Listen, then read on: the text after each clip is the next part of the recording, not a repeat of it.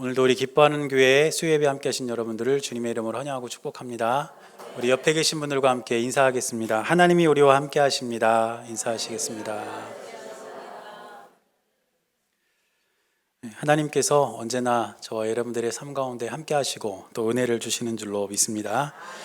오늘 우리가 수요일 계속 욥기 말씀을 보고 있는데 오늘 세 번째 시간입니다. 첫 번째 시간에 욥은 신앙적으로 그리고 도덕적으로 완전한 사람이었다 이런 말씀을 좀 드렸고, 또 지난주 두 번째 시간에는 욥이 그렇게 신앙적으로 또 도덕적으로 완전한 사람이었음에도 불구하고 고난의 문제는 피해갈 수 없는 그런 문제이다 이런 말씀을 또 드렸습니다. 그리고 오늘 세 번째 시간인데, 오늘 우리가 함께 살펴본 이 욥기 3장, 우리가 20절부터 읽었지만 이 욥기 3장 전체에 기록된 이 내용은 그런 고난을 당하고 있는 욥이 슬픔에 찬 탄식의 노래를 부른 내용이 오늘 본문 3장에 기록이 되어 있는 것을 볼 수가 있습니다. 지금 이 욥이 당하는 고통이 얼마나 극심한 고통인지 오늘 본문을 보면 알 수 있는데, 2장 11절부터 13절까지 말씀을 보면 욥이 큰 고난을 당했다는 소식을 듣고 욥의 친구들이 욥을 찾아오게 됩니다. 그 세 친구가 성경에는 어떻게 소개되어 있냐면 대만 사람 엘리바스, 수아 사람 빌닷, 그리고 나아마 사람 소발, 이 세 명이 서로 약속을 하고 욥이 고통을 당한다는 소식을 듣고 찾아오게 됩니다.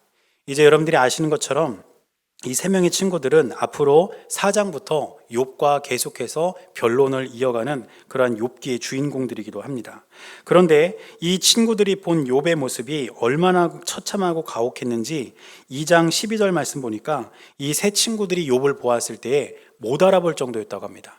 그리고 13절, 이어지는 13절 말씀을 보니까 이렇게 기록합니다. 밤낮 7일 동안 그와 함께 땅에 앉았으나 욥의 고통이 심함을 보므로 그에게 한마디도 말하는 자가 없었더라. 지금 이 세 친구들이 일주일 동안 욥과 함께 있었는데 지금 욥이 당하고 있는 고통과 고난의 크기가 얼마나 큰지 욥에게 단 한마디도 할 수 없을 정도였다는 것입니다. 그 정도로 욥은 극심한 고통과 고난 속에서 적막한 침묵을 지키고 있었습니다. 그런데 이제 이 침묵을 욥이 깨게 되는데, 오늘 욥기 3장 말씀에서 욥은 이제 입술을 열어서 하나님께 탄식하고 탄원하는 것을 볼 수가 있습니다. 이 욥기 3장은 문학의 형태를 보면 애가의 형태로 되어 있습니다. 애가가 뭐냐면 슬픔의 노래라는 뜻입니다. 우리가 가진 성경에도 보면 예레미야가 있고 그 뒤에 예레미야 애가가 있죠. 그래서 이 예레미야 애가가 뭐냐면 이제 예레미야가 멸망한 이스라엘을 바라보면서 그리고 불탄 성전들을 바라보면서 슬픔의 노래를 부른 내용이 예레미야 애가입니다. 그래서 애가는 슬픔의 노래라는 뜻인데 이 욥기 3장이 애가의 형태로 기록이 되어 있다는 것이죠. 그런데 우리는 욥이 부른 이 슬픔의 노래 안에서 겉으로 표현된 슬픔만을 보는 것이 아니라 그 이면에 드러나 있는 진리 또한 바라봐야 될 줄로 믿습니다. 그래서 오늘 욥이 부른 이 슬픔의 노래 속에서 우리가 발견할 수 있는 하나님은 어떤 분인지, 그리고 그 안에서 우리가 가질 수 있는 믿음의 가치는 무엇인지 우리가 함께 살펴보고자 합니다. 첫째로 욥이 슬픔의 노래 속에서 발견할 수 있는 하나님은 어떤 하나님이시냐면 시작하신 하나님이십니다. 오늘 우리가 읽은 본문을 보면 전체적으로 이 욥기 3장을 감싸고 있는 개념이 저주라는 개념입니다. 그래서 오늘 본문의 1절도 보니까 그 후에 욥이 입을 열어 자기의 생일을 저주하니라 이렇게 되어 있어요. 그리고 이 저주라는 개념은 욥기 3장 전체를 감싸고 있는 아주 중요한 개념입니다. 그런데 우리나라 말로 번역된 이 저주라는 단어는 우리에게 굉장히 무겁고 또 무섭고 좀 어렵게 그렇게 들리는 말입니다. 그런데 이 단어는 성경 원어에서 칼날이라는 단어로 쓰였는데, 이 칼날이라는 성경 원어의 뜻이 뭐냐면 저주라는 말보다는 조금 더 분위기가 조금 더 가볍습니다. 그래서 원래 저주를 뜻하는 칼날이라는 단어의 뜻은 하찮다, 시시하다, 보잘것없다 이런 뜻이에요. 그러니까 욥이 자신의 생일을 언급하면서 자기의 생일을 저주했다는 이 말은 자신이 태어난 것이 너무 시시하고 하찮고 보잘것없고 이런 것으로 하나님께 탄식하고 있는 것을 볼 수가 있다는 것입니다. 그리고 이런 탄식의 내용이 3절부터 19절까지 이어지는데 3절부터 19절까지는 또 두 개의 단락으로 나눌 수가 있습니다. 먼저 첫 번째 단락이 3절부터 10절까지입니다. 3절부터 10절까지는 욥이 어떤 탄식을 하냐면 내가 차라리 태어나지 않았으면 좋았겠다 이런 탄식을 해요. 고통과 고난이 너무 크니까 차라리 내가 태어나지 않았으면 차라리 좋았겠다 이런 탄식을 하고 있고, 또 이어지는 11절부터 19절까지가 두 번째 단락인데 여기서는 욥이 어떻게 탄식을 하냐면 내가 태어났다면 차라리 일찍 하나님 나라 갔으면 좋았겠다. 지금까지 살면서 내가 이렇게 험한 일을 당하지 않고 차라리 일찍 하나님 나라 갔으면 얼마나 좋았겠나 이런 탄식을 하고 있는 것을 볼 수가 있다는 것입니다. 이처럼 욥이 태어나지 않았으면 좋았겠다, 아니면 태어났더라도 일찍 하나님 나라 갔으면 좋았겠다 이렇게 탄식하고 있지만 그 욥의 탄식의 이면에는 어떤 사실이 숨겨져 있냐면 그렇게 욥을 태어나게 하신 분이 하나님이라는 사실이 그 이면에 숨겨져 있습니다. 즉 욥을 태어나게 하신 하나님은 욥의 인생을 시작하신 하나님이라는 사실입니다. 창세기 1장 1절 이후에 보면 하나님께서는 이 세상을 창조하십니다. 창조하셨다는 것이 무슨 뜻일까요? 시작하셨다는 것입니다. 하나님이 이 온 세상을 창조하시면서 시간이 비로소 시작이 되고 이 온 세상이 창조되고 시작되었습니다. 그런데 하나님께서는 그 온 우주를 창조하셨을 뿐 아니라 그 우주 속에서 각각 다른 시대, 다른 장소에서 살아가는 우리 한 사람 한 사람의 인생 역시 시작하신 줄로 믿습니다.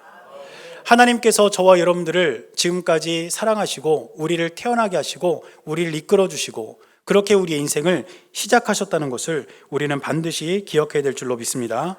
그런데 하나님께서 시작하신 하나님이라는 것은 무슨 뜻이냐면 하나님께서 끝낼 수 있다는 사실을 의미합니다. 즉 시작하신 분이 하나님이시기 때문에 끝낼 수 있는 분도 하나님밖에 없습니다. 오늘 제가 설교를 지금 시작했습니다. 그렇죠?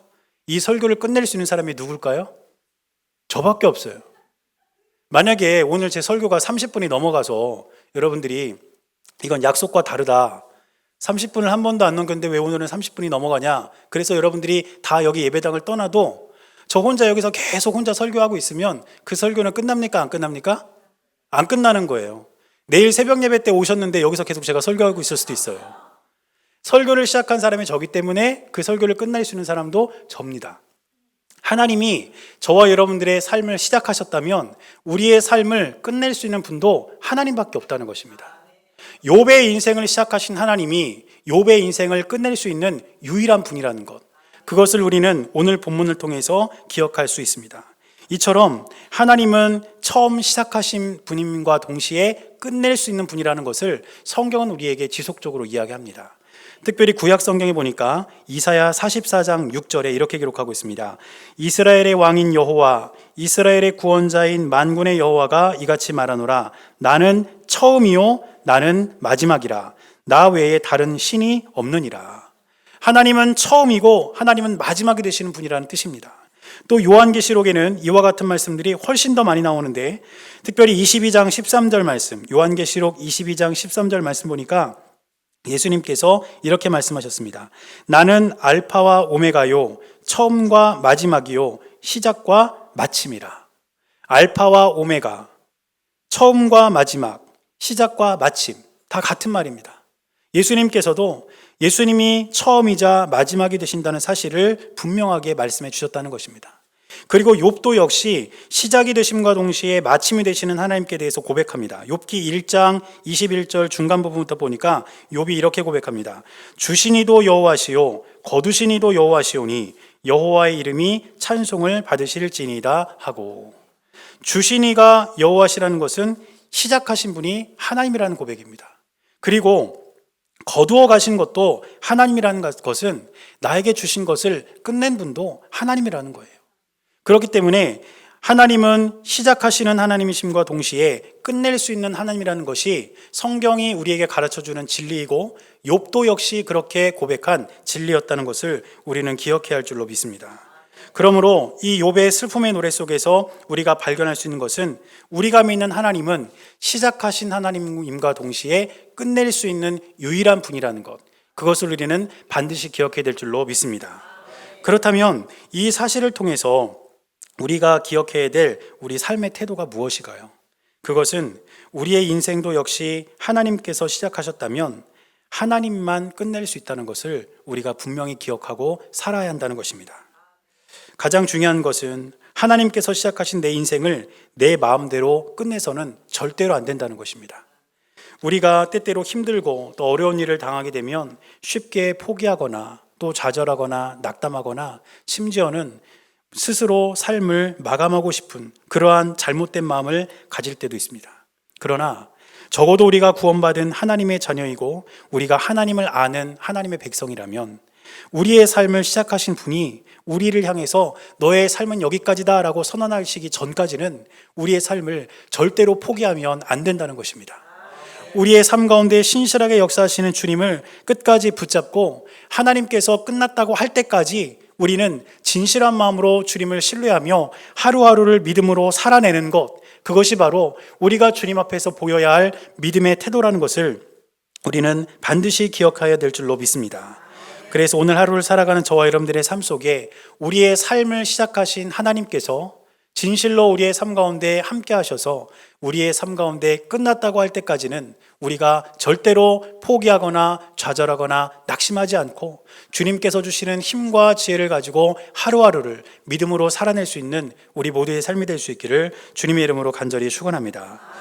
그런가 하면 욥의 슬픔의 노래 속에서 발견할 수 있는 두 번째 하나님의 모습은 무엇이냐면 우리 하나님은 과정도 함께 하시는 하나님이라는 것입니다. 조금 전에 하나님은 시작하신 동시에 끝내는 수 있는 분이라고 말씀을 드렸는데 하나님이 시작하신 뒤에 끝날 때까지 그냥 두고 지켜보시는 분이 아니라는 거예요.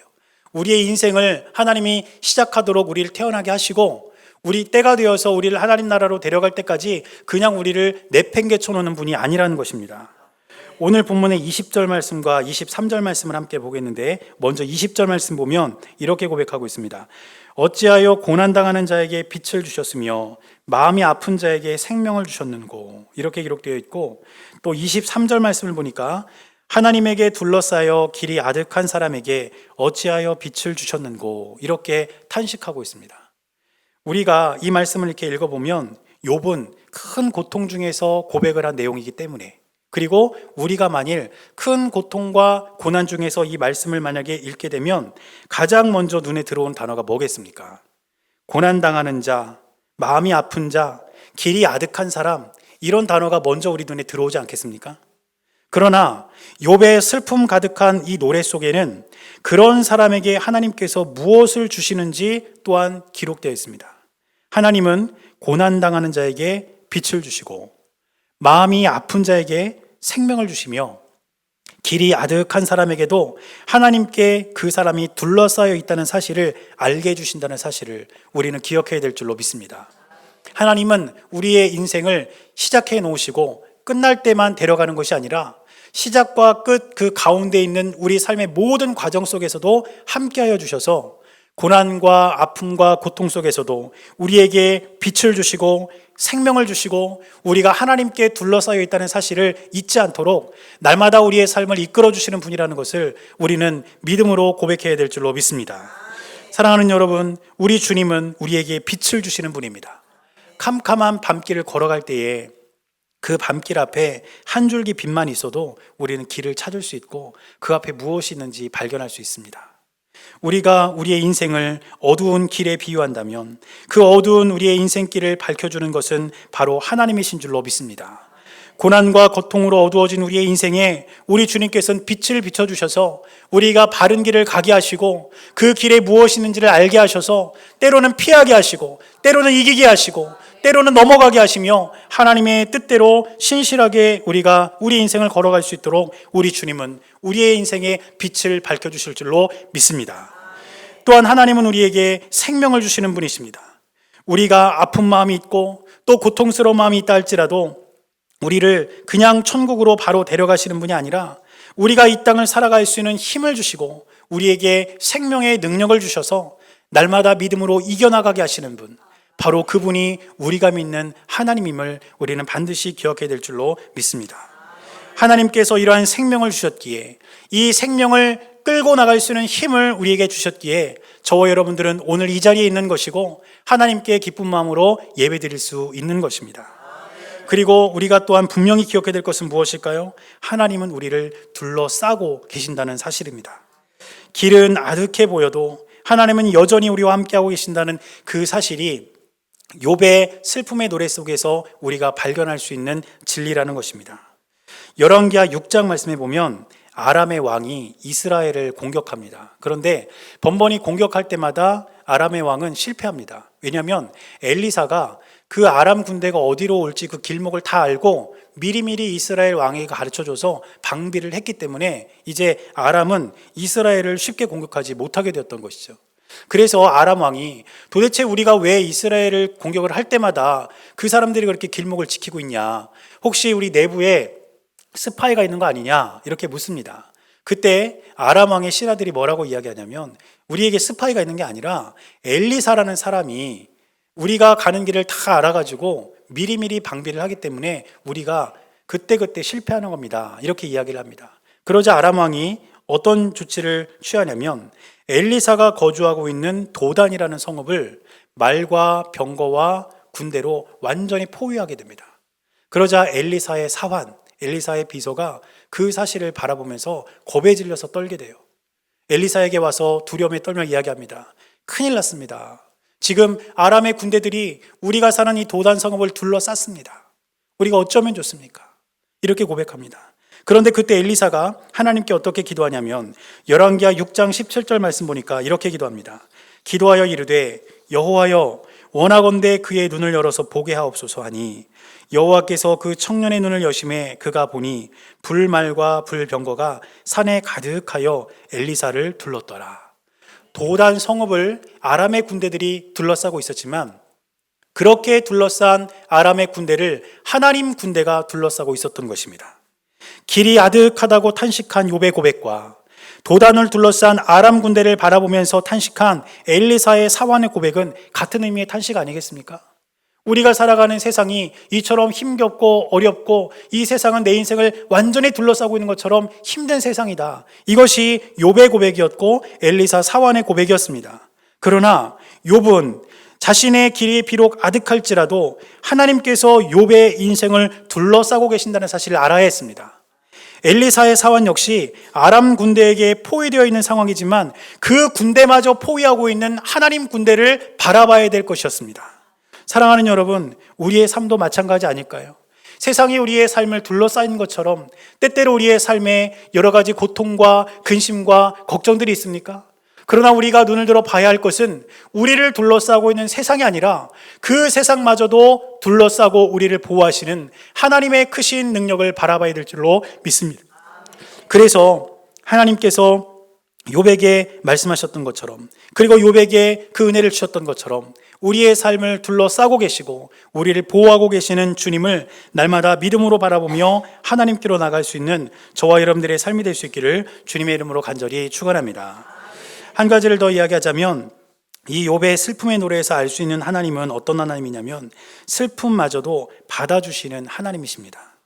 욥이 부른 슬픔의 노래를 보면 고통과 탄식으로 가득 차 있습니다. 그런데 욥이 그런 고통과 탄식과 어려움으로 가득 차 있는 상황 속에서 하나님 앞에 보인 행동 중에 가장 잘한 것이 무엇이냐면 하나님 앞에서 그 슬픔과 아픈 마음을 그대로 표현하고 하나님 앞에서 울었다는 것입니다. 우리가 살아가는 이 세상을 가만히 들여다보면 우리의 삶뿐 아니라 이 세상 역시 크고 작은 아픔과 상처들로 가득합니다. 어찌 보면 죄가 들어온 이 세상에서 우리가 이런 일을 겪는 것은 결코 이상한 일은 아닙니다. 그런데 많은 사람들이 그러한 슬픔과 고통을 겪고 있지만 그 슬픔을 그리고 그 고통을 숨기려고만 하지 그것을 제대로 표현하는 방법을 모른다는 것입니다.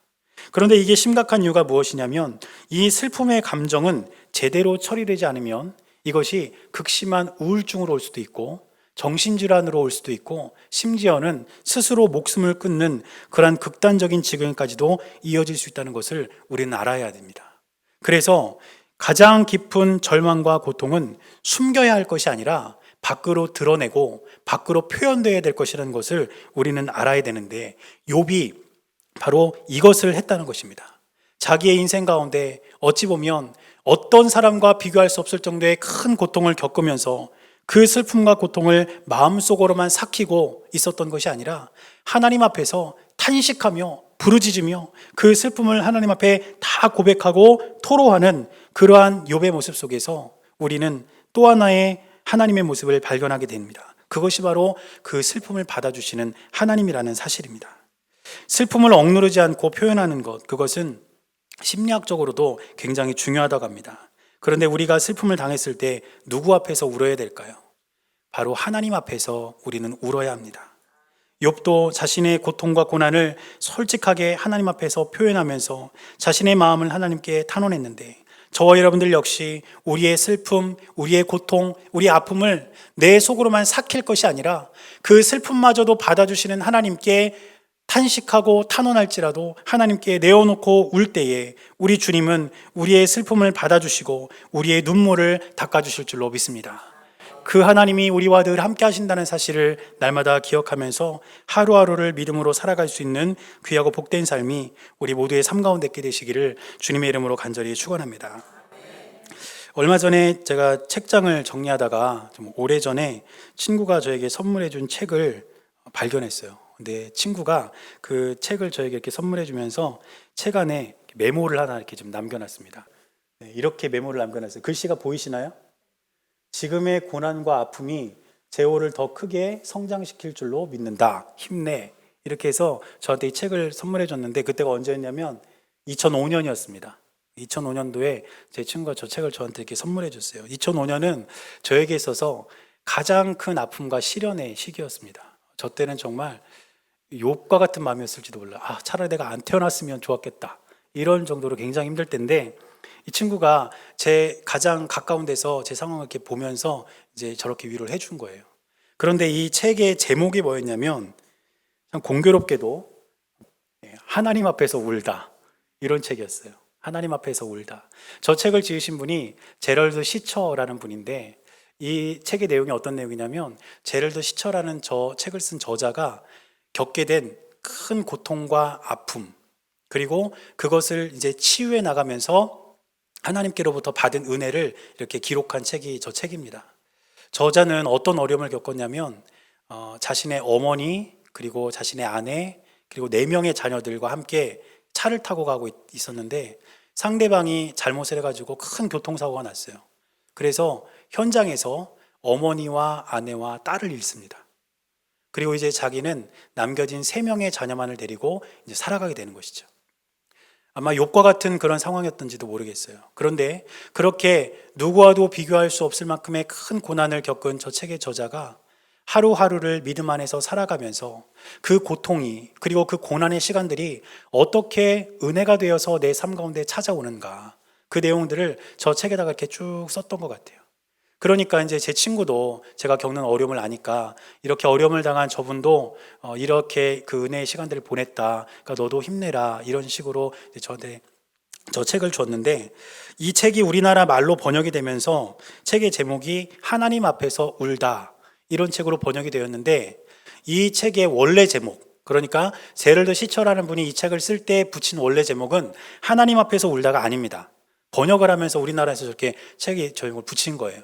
그러면 이 책의 원래 제목이 뭐냐면, 이 책의 제목의 원래 제목은 변장한 은혜라는 책입니다. 변장한 은혜. 무슨 뜻이냐면, 이 제럴드 시처라는 분이 고통과 고난을 겪었지만 그 고통과 고난은 고통 그 자체, 고난 그 자체가 아니라 변장하고 찾아오는 축복이고 변장하고 찾아오는 은혜라는 겁니다. 우리가 하나님을 떠나 있고 하나님이 우리의 삶 가운데 함께 하신다는 사실을 모르면 우리가 겪는 고통과 고난은 그것으로 그치고 맙니다. 그러나 우리가 하나님을 신실하게 믿고 따르면서 우리 주님이 시작하신 분이시기에 끝낼 수 있는 분임도 기억하고, 그 모든 과정 속에서 우리에게 빛을 비추어 주시고 생명의 힘을 주시고 우리를 둘러싸고 계신다는 사실을 기억하면서 우리가 우리의 슬픔마저도 하나님 앞에서 울 수 있을 때에 우리가 겪는 고난은 변장하고 찾아온 은혜일 수 있다는 것입니다.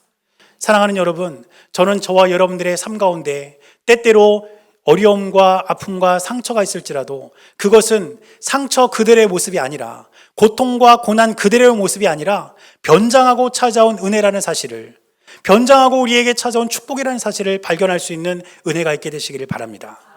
그러기 위해서는 우리가 믿는 그 하나님을 끝까지 붙들고 살아가는 욥과 같은 인내 믿음이 우리에게 있어야 합니다. 그러므로 우리의 삶 가운데 우리 주님을 신실하게 따라가는 그 믿음이 있어서 우리에게 주시는 주님의 사랑과 은혜를 날마다 경험하며 살아가는 우리 모두의 삶이 될 수 있기를 주님의 이름으로 간절히 축원합니다. 기도하겠습니다. 사랑하는 주님, 슬픔의 노래 속에서도 우리 주님께서 우리에게 주시는 은혜를 경험하게 하시고 우리 주님이 시작하시고 마칠 수 있는 분위기에 우리는 그 모든 과정 속에 함께 하시는 주님을 믿음으로 바라보며 늘 주님과 동행하겠다는 그 신실한 고백이 우리의 삶 가운데 늘 있게 하여 주시옵소서. 그래서 때때로 우리에게 찾아오는 고통과 고난이 그 자체가 아니라 우리에게 변장하고 찾아오는 축복임을, 변장하고 찾아오는 은혜임을 기억하게 하셔서 그 고통과 아픔마저도 은혜로 우리에게 허락하시는 주님을 날마다 믿음으로 바라보는 우리 모두가 될 수 있도록 은혜를 내려 주시옵소서. 우리 주님께서 늘 함께 하시고 인도하여 주실 것을 믿으며 살아계신 예수님의 이름으로 기도드렸습니다. 아멘.